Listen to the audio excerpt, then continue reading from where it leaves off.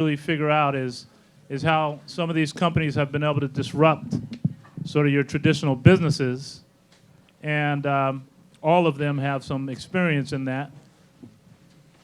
We are very fortunate to have Kate Christensen here to moderate this panel, and she has a great amount of responsibility around the whole Barclays innovation area, so we're very excited about her and her vision. But all the panelists, and one particular I want to point out, who's Alex Bell there. Raise your hand, Alex. Alex holds some patents and is working with Silicon Harlem on creating what we call a connected community. And it's all about figuring out ways to empower businesses throughout this area, and we'll take it all over the country. He'll talk more about his property in a moment, but just wanted to acknowledge that he is working directly with Silicon Harlem on doing some phenomenal things here in this community. So we're very grateful for that. With that, I'm going to turn it over to Kate, and you're going to end this early so we can get to the... What time do you want us to wrap up by? I don't know, but I'll let you know. Okay. That's where I got to look for my people. What time do they need to wrap up? If you haven't figured it out, this is Alicia. Alicia is our producer today. So she's walking around with a stopwatch. And here's the great Soraya. Hello. Yes. Give her that Harlem welcome. Boo. Like we do at the Apollo. All right, so Kate, it's on you. One thing I love about Harlem is the Apollo Theater, and that it's a very live feedback venue. If you like something, you cheer, they keep going. If you hate it, you boo, and someone comes on with the shepherd's hook to wheel them off stage. So feel free to give us feedback. Say boo to things you don't like. Say yeah to things you do like. But I'm thrilled to be here with all of you. I think this panel has quite a diversity of experience and competencies and perspectives, from policy to entrepreneurial to institutional. We've had people here make old school, new school. We've had people here create their own things. We've had, on Mike's side, he joined a startup but does policy, so it's kind of making new school, old school. So yeah, I'm looking forward to this conversation. I think if we could spend less than a minute introducing ourselves and our backgrounds, let's do that, and then we'll get started with questions. So my name's Kate. I joined Barclays earlier this year to launch RISE, which is our open innovation platform. And essentially the bank has acknowledged that people are using money in ways that will make banks extinct in the next 10 years through peer-to-peer payment systems, crowdfunding platforms to raise money, and digital currencies like Bitcoin. People are using money in ways that don't implicate banks like ours. And so we need to embrace these new innovations, find these financial tech entrepreneurs, and help them scale their technologies within banks like ours. So I'm saving the financial services industry from irrelevance is my mission. Wow. Yeah, and it from itself, hopefully. Ray. Hey, how's it going? I'm Ray, Archie. I've been in media for, a dozen years. At CBS, Director of Streaming Operations, helped start streaming there, and effectively grow one of the largest streaming networks in the world. So moving radio from kind of the old traditional approach to a new digital distribution and monetization strategy. Most recently, I founded a company called MixLove, which is a discovery platform allowing musicians to find like-minded creatives, as well as a music collaboration platform, basically streamlining the creative workflow for music. That's it. Great. Alex? Hey, I'm Alex Bell. I'm a Harlem native, actually, and I founded a company called Signal 360, and what we do is proximity marketing. So clients help hire us, like Dwayne Reed or PetSmart, and we put our little devices throughout stores or arenas and stuff like that, and we send marketing messages to consumers or helpful messages. So your prescription is up, go get it at the pharmacy. Have you had your blood pressure lately? All kinds of marketing, local messages like that. And I am working with Clayton. We're working with Clayton in Silicon Harlem to try to apply what we do, bread and butter, but a little bit marketing and stale in that world, and trying to apply it to a community. So what would you say to someone who's walking up and down 125th Street if you wanted to help them and help the community and help local businesses? So we're trying to apply that there. So happy to talk about either of those things. Well, hi, everyone. My name's Michael Allegretti. I'm thrilled to be here. I'm with a company called Uber. We have not yet launched operations in New York. I just want to see if you're awake. Come on, people. Wake up. As you know, Uber is a rideshare service, but we are primarily a technology company. We are not a taxi company. We're not a car service. We're a tech company. And we connect riders and drivers with a push of a button. We do it in 338 cities around the world now. I believe as of this week, we're in about 70 countries. And you know what I'm going to try to talk about today, because I'm not a tech guy, and I certainly did not create Uber and come up with the technology, is the innovation on the government side. Because you know there are two playing fields if you're an entrepreneur. There's the marketplace with consumers and workers, and there's the government. And you can't neglect the government and the regulatory framework, or you can, but it'd be at your own peril. So that's something I want to talk about. How do you get innovations into government as you come out with new products so that it could be a good relationship and not a combative one? Hi, everyone. My name is Soraya Darabi. I grew up on 125th and Riverside. Woo! Daughter of an immigrant and a Columbia University professor. I believe bullishly that New York City can be the next Silicon Valley. And my background, I began my career in journalism as manager of social media and digital partnerships at the New York Times, where I positioned the New York Times across social platforms. This was back in 2007, and that job introduced me to a lot of technology founders that have now grown big companies that we call unicorns and some that fell flat. I went to work for one that sold to another one of those unicorns very quickly. Co-founded a company in 2010 with some friends called Food Spotting, which we later sold to a company called Open Table, which then sold to a company called Priceline. 4 years ago, co-founded a sustainable apparel company called Zadie, which is doing quite great. Wearing the clothes now, and I hope you guys check it out. And I'm here representing New York City Angel Investment, because a big part of my time, big chunk of the pie, is spent meeting early stage entrepreneurs who have great ideas and just need capital to get them off the ground. And I'm proud of the fact that well over 70% of my companies were founded by women and minorities. That's nice. That's fantastic. So focusing on the classical definition of disruption, which essentially entails incumbents, industry leaders who have been there, establishing their technologies or their services. They're often driven up market to seek higher and higher margins by creating bigger and better products. Think luxury cars, televisions with more pixels than you could possibly comprehend, smartphones that could compute faster and more than a normal human would ever use the capacity. These people exist in one plane, and the disruptors come in and they make things that are cheaper and easier and more accessible for broader groups of people.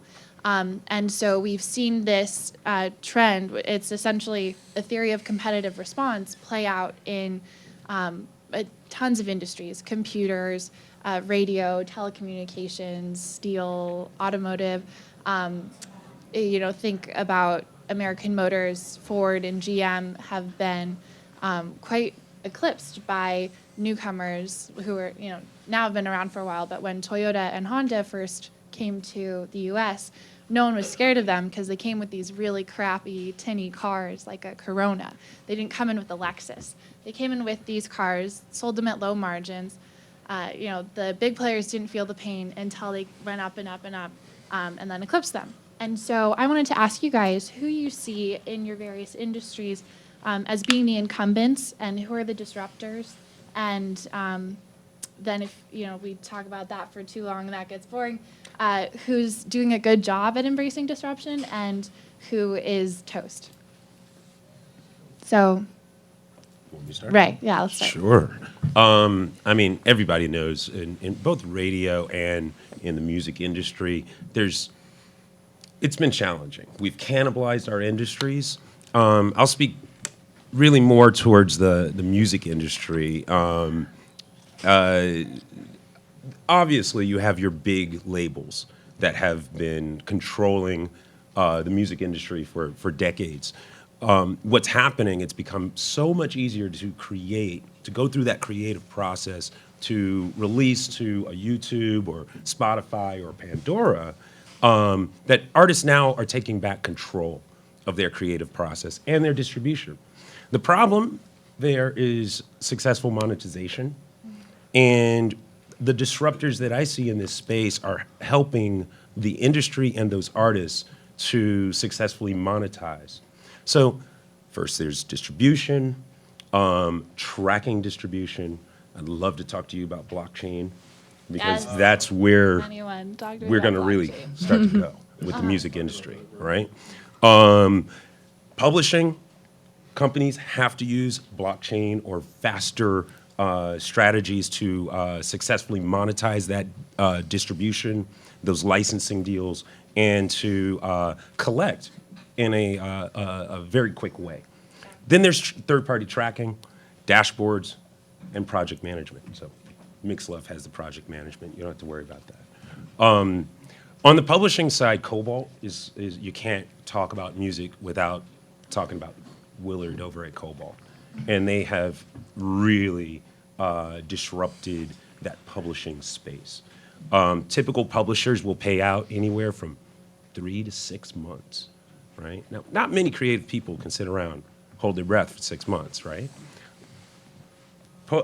Cobalt has taken that payout timeline and dropped it down to a matter of weeks.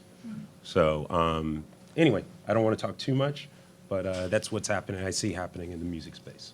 Great lay of the landscape, Alex. Yeah, I guess in our bread and butter industry of kind of in retail, the real incumbents were the companies that would put coupon pullers and hand out pamphlets when you walked in. So if you imagine you used to be Procter & Gamble and you wanted to, like, you know, showcase your new toothpaste, you would pay these guys, they would print out thousands and thousands of sheets of paper and they'd flood supermarkets. And just like, you know, what we are, we're cheaper and arguably more effective. And so we do everything digital. We don't print out any paper.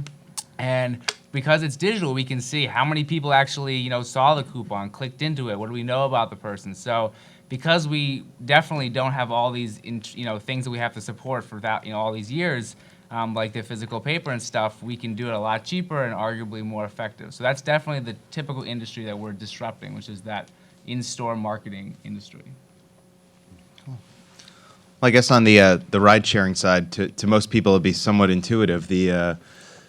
The existing industry is the taxi cab industry, and to a far lesser extent, in a New York City context, your community car services. But it's really the yellow cabs and the regulatory regime that maintained this medallion system of artificial supply, right? About 13,000 cabs. We've had the same number in the city for far too long.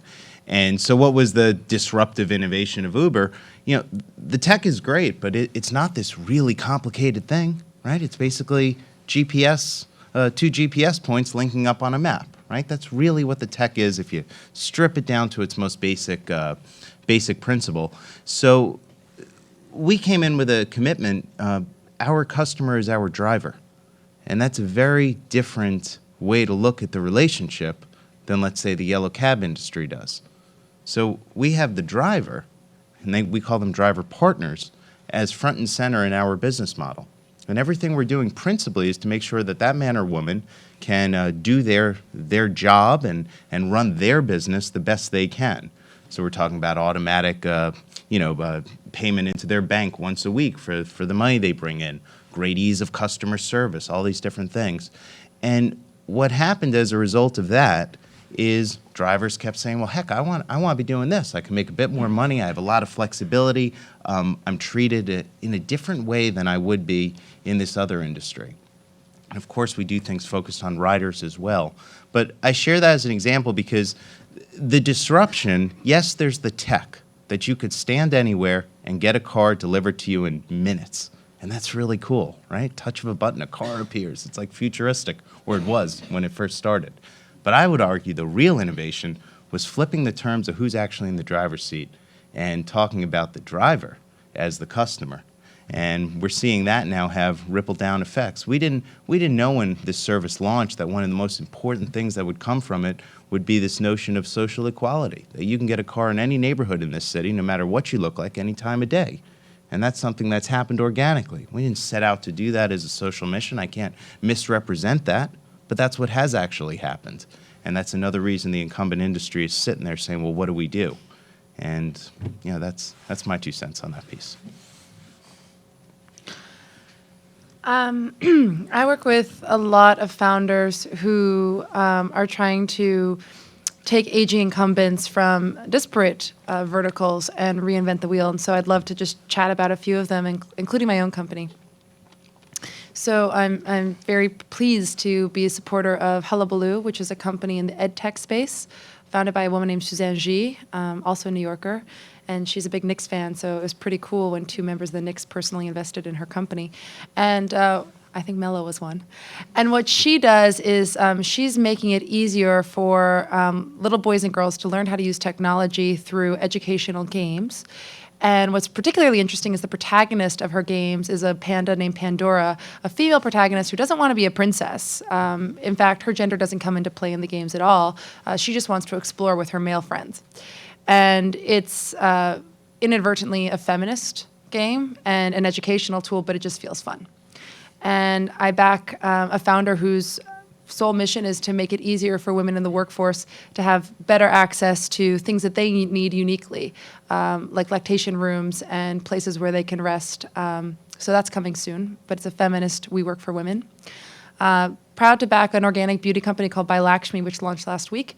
That gives 1/3 of its proceeds to Samasource, a nonprofit training men and women in sub-Saharan Africa how to work for technology companies. And Laila Jana, the founder, is an incredible advocate for basic human rights, like the right to education and the right to work. So it's a cool beauty company that's sold at high-end boutiques, but nice to know that 1/3 of its profits is going somewhere pretty special.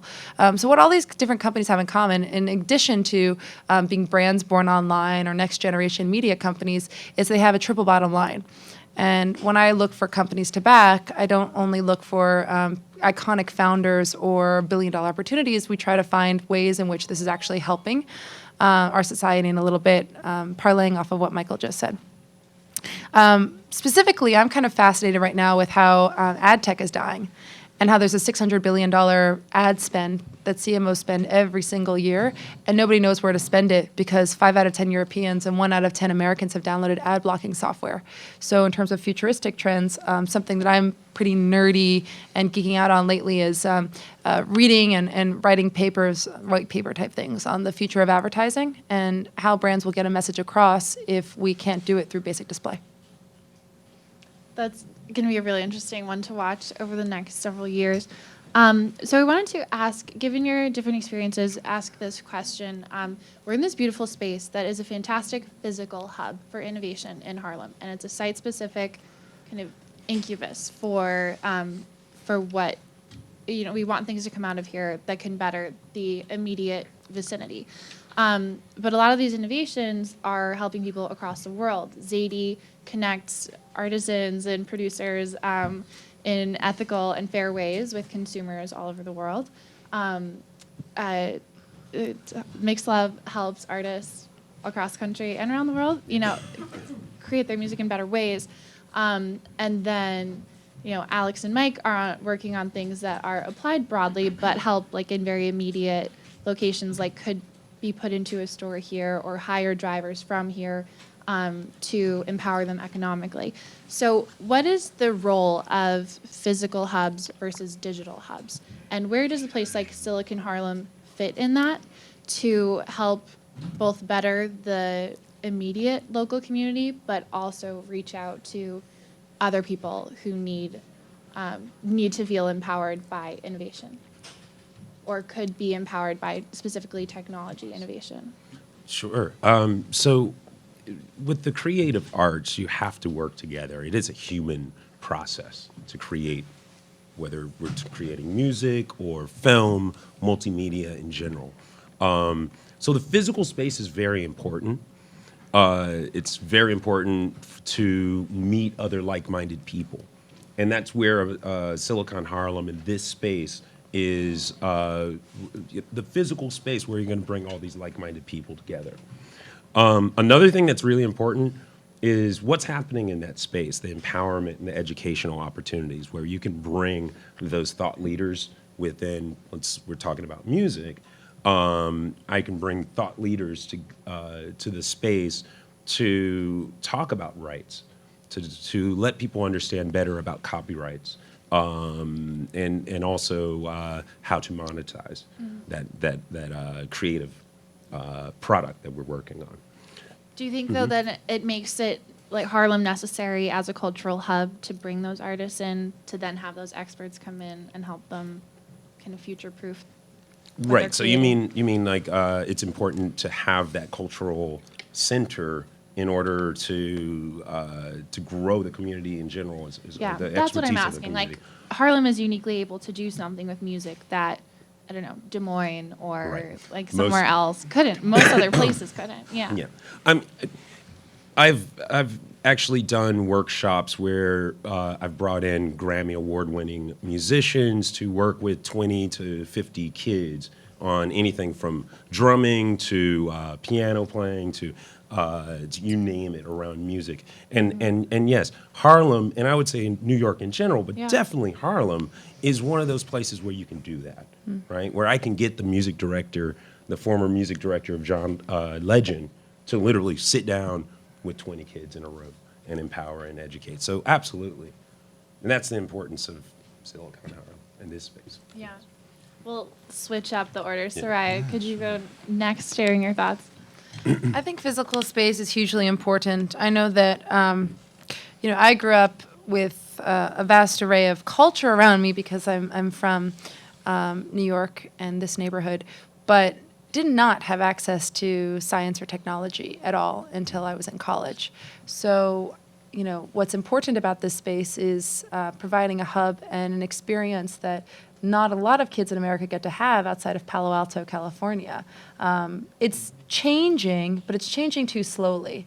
And so I will support anything that Harlem wants to do to try to foster deeper relationships between the people who are actually the rainmakers in technology, new media, and innovation. Too many of them are downtown or a little bit in Dumbo. So what this space can do uniquely is have like cross-cultural exchanges or foster kind of partnerships with Digital Dumbo as a group, with some of the incubators around New York that help foster small businesses and new companies like BetaWorks. There's an accelerator for everything in New York.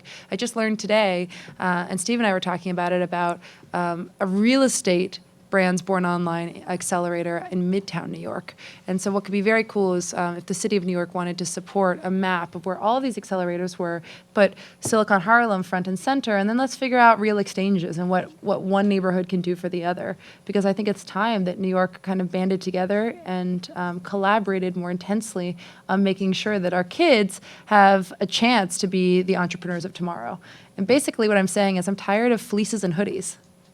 I'm so tired of hoodies. I don't know if any of you saw Evan Spiegel, the CEO of Snapchat, had like a Vogue Italia shoot where he was wearing Bottega Veneta and Louis Vuitton and anything but hoodies, and it was ridiculous but refreshing. Yeah, I too am tired of hoodies. So Mike, you were previously at the Manhattan Institute, which is a think tank based in New York that focuses on public policy research. Could you talk a bit from that perspective of what's New York, the city of New York, and then from even a city council perspective of the people who are leading each neighborhood, really, what's the responsibility on government to help organize and create a scaffolding upon which we can build these immediate, or rather proximal tech communities or innovation communities? I'm going to get in trouble for my answer. We're the scaffolding, folks. We're the scaffolding. We're the foundation. It's y'all. It's not government. Government can. And these are my opinions. I don't know if these are that of my company per se, but I'm just speaking real. I think at the end of the day, the innovation, new products and services, the audacity to dream of something that hasn't been invented, and in our case, the idea that this could become the next form of for-hire transportation. I don't see that coming out of government. What I see government able to help with is through grants and through supportive statements and through talking about pathways of opportunity, through money getting into the education system that makes sure that there's STEM education and what you experienced doesn't happen. I see that as the role of government, but the true innovations I see coming from us and from you. And spaces like this, I think, gosh, this is a gorgeous, gorgeous, gorgeous facility. But beyond what happens inside this facility, and it's only as good as what each person brings in with it, what their thought is, what their thesis is, what question they want to examine, what they want to collaborate on. But I'm actually really concerned about how you get the kid or the senior, for that matter, to come inside. And I think that places like this, in some ways, they serve as a symbol of inspiration, that it doesn't matter what neighborhood you're in, you can still have a career and a pathway in this new tech economy. It's not just about Silicon Alley and Dumbo, and that's what, for me, this place represents in a big way. Does anyone agree, disagree about the public sector's role in places like this? I think you said a great one. Yeah. There you go. No, I guess I would agree. I think Bruce and Clayton have a way of putting it, which is we shouldn't focus on public to private partnerships. We should focus on private to public partnerships, because, like you were saying, if you're waiting for the public sector to initiate something, you're gonna die waiting. All right, you were bolder than I was. If you have something like Silicon Harlem pushing, they have that ability. And I think we've seen that. Like, the majority of our clients are big multinational companies who have lots of budget to do things. The guy on 125th Street, small businesses, don't really have that. As a company, I couldn't really tell my board, hey, I'm going to build this local product and just start hunting for neighborhoods. But because Silicon Harlem's here, and because Clayton is able to connect me with people at the Harlem Chamber of Commerce, etc., it made something that could be very difficult a lot easier, because he provides, and this whole community provides this conduit to say, here's what we want out of this, here's what you can get out of this, let's find a partnership that works. And I feel like only a private kind of company could do that. It was funny enough, actually, a few years ago, I, completely random to anything, I pitched David Yaski, former TLC commissioner, when I was at Columbia University, on something that was like not actually Uber, but like approximation.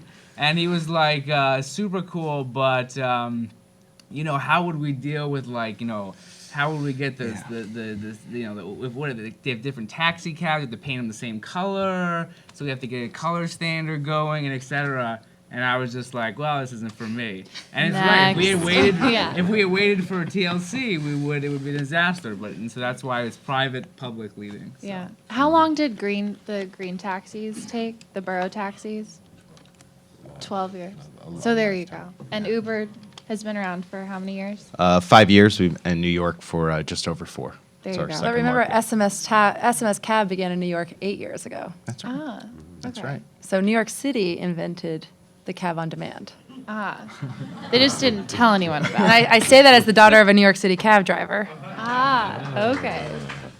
So I'm really glad you guys are sitting next to each other, because this is going to get interesting.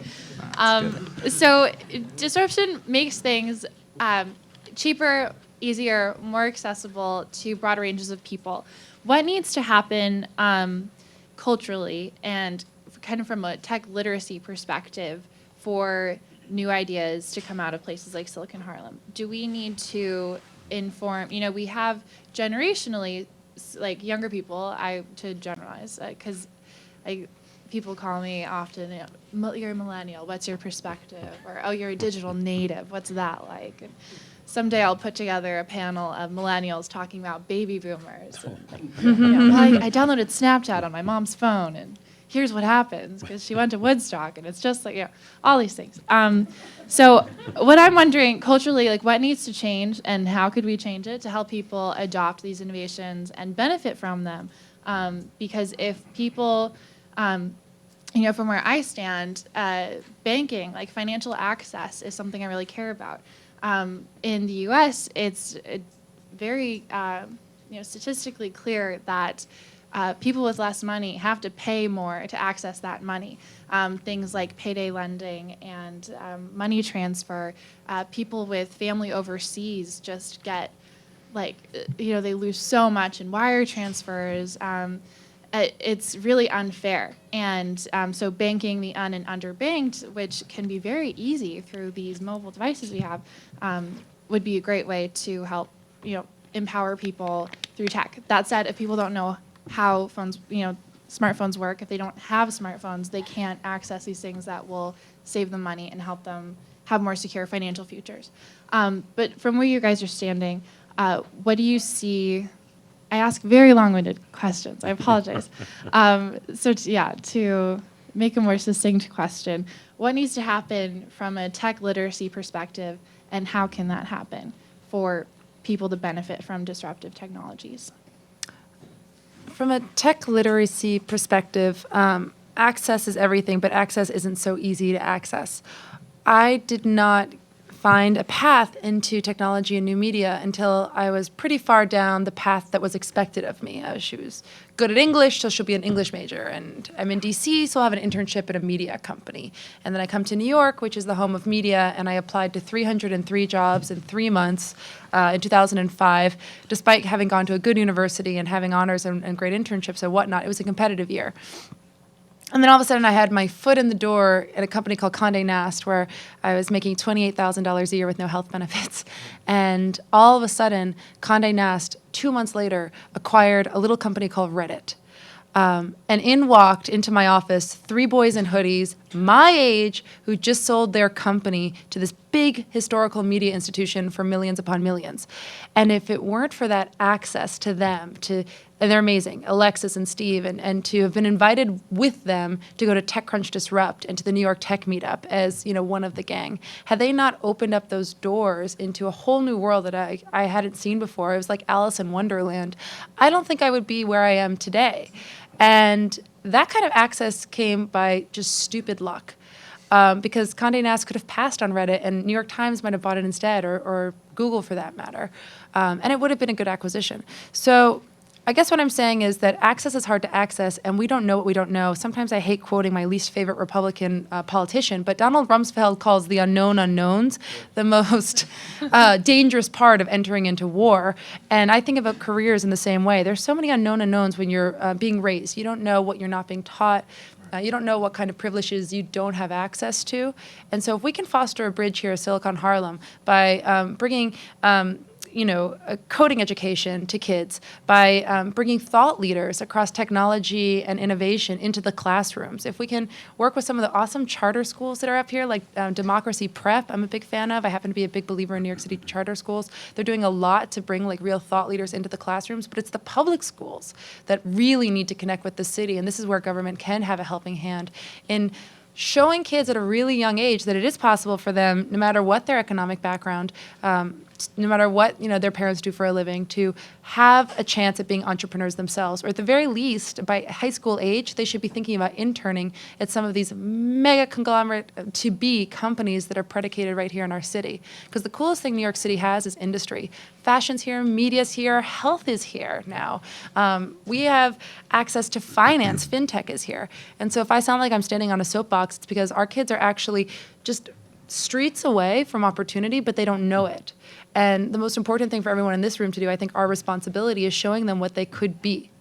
And I think that begins by bringing role models directly to the classrooms to just do a quick show and tell, like, hey, I'm an entrepreneur, and this is how I became the founder and owner of my own destiny. Yeah. Any other thoughts among you 3? +1 to that.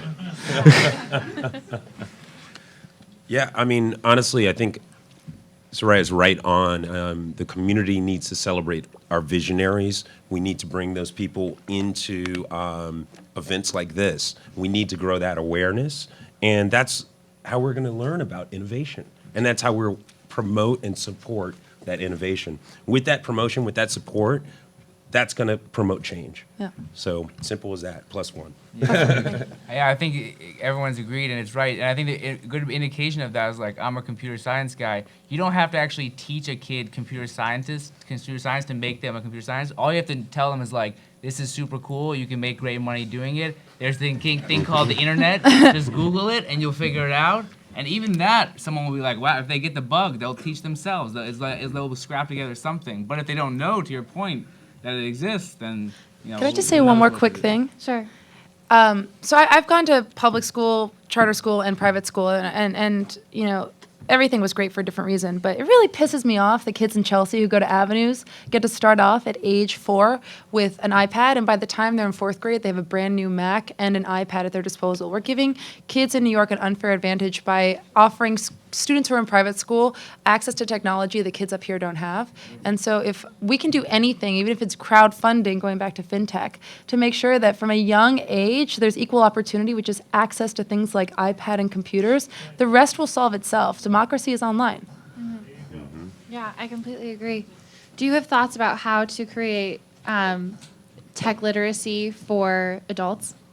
Well, I mean, But, like that point, outside on of that like point, school, where there's Right. we have a lot of or a wide capacity to shape people and inspire kids. So I don't know if everybody if anyone was familiar with one laptop per child. Yeah. Right. Yeah. And it was this awesome thing, but our kids here can't get it. Right. Mm-hmm. So you have a very low cost computer that you're sending to people outside of the United States, but then we're saying, oh wow, we don't have access to technology right here, right across the street. So there's a problem with Yeah. that. But until we bring the community together to voice that frustration and then we act on it, I mean, then we're just sitting around complaining, as opposed to affecting change. Yeah. So, I mean, and that's not really answering your question. That's It's all kind of highlighting a problem that we as a community need to address. Yeah, that's one thing I noticed. I grew up outside of Boston, and it was very popular for kids in my high school to go to Somalia to vaccinate orphans for 2 weeks, or go to Guatemala and build schools. There are hungry kids down the street. There are hungry kids elsewhere in our town. There are kids who don't know how to read or how to code. Like, you don't have to go far to teach people who or help people who need it. Yeah. Right? Yeah. So we have about 5 minutes left. Are there any questions from the audience? Fantastic. Okay, here on the corner and then behind you. Hi. I have been involved in politics for a long. I've been involved in politics for a long time, and I also deal with technological innovation. I'm a lawyer, and one thing I see is a disconnect between the innovators and the structures of power. That is to say, you guys just don't seem to have a clue. Uber, for instance, was trying to appeal to the city council and to the administration from the perspective of, look how convenient this is, and look at the impact that we've had. But the impact that you were having in New York was actually the problem. The taxi drivers and the medallion owners knew all about how to grease politicians' palms in a very effective way, and how to get the institutions of power to go on their side. Next thing you know, your business is threatened. They're going to tell you you can only have so many cars on the street. When the people of New York are like, what? Uber's great, right? So you didn't know how to effectively translate your innovation through the halls of power, which are based upon and founded upon keeping things regulated and standard so you can stay in power. I mean, the guys who are in the city council for the last 50 years, 30, 20, whatever, they got there through the normal means of getting into this power. But you don't, you're doing your innovations, and you don't know how to get the little old ladies to come in buses to the voting booth and vote you back in every single time. So there's a problem. So the question is, how are you going to disrupt? How are you going to be disruptive with the FCC regulating, for instance, now the internet, for instance, when you don't have an effective means of making sure that Congress will back your disruption? You have enough people, you have enough money in the new tech scene, but these people and this money is not being effectively placed into the political stream to protect your interests. And that is why you're having problems with the FCC and with the Taxi and Regulation Commission. Got it. Thank you for your question and your answer. Somebody's got a lot of stuff on his mind. I mean, No. You don't have to answer that, Am I Michael. supposed to say something now? No. Michael's a policy guy, by the way. So None of it. if you want to make any sort of quick comment, then we're going to maybe take, we got to clear the room for the next panel, so we got to be careful on that. got it. Did So you wanna yeah, say anything, if Mike? you want to respond, then we can. Yeah, I mean, a simple answer. Uber takes a fundamentally different approach to that question. We do not give a penny of political money. We're very proud of that. And in terms of the institutions of power, we would say that that institution that is growing every single day are the drivers and the riders, and it's why our business is expanding. It's why people are flocking to the service, and we just fundamentally see it differently. We're not interested in playing in that same space. I think, though, this is a really relevant tension. Perhaps this can be the take home. How can we disrupt government? How can we make, without having been in office for 15 years, policy accessible to newcomers, to entrepreneurs who are trying to change the way things are done? And then how can we have really, whether it's nuanced or heated discussions about who is this good for and who is it excluding? That's something that we haven't figured out. And we're seeing, I think, increasingly in our political system, both locally and nationally, that, it's crazy enough that it's deterring really good talent. And a lot of the smartest people don't want to be in politics because they know better. And the people who really know what they're doing have been there for a long time. And so there's really a disconnect between people who know what they're doing, who can maneuver, and people who are too frustrated to even attempt and try these new things. So thank you, everyone, so much for your time. And enjoy the rest of the conference. Let's give them a big round of applause. Let me tell you something. You don't always get this kind of panel assembled. We don't know when the next time we'll ever have a panel like this assembled. And I know everyone's going to be rushing this panel, but I'm going to ask the panelists to take yourselves just outside the door so you can network out there. I could see already we're going to rush Soraya. So let's get that. I'm going to have to escort Soraya out to the lobby.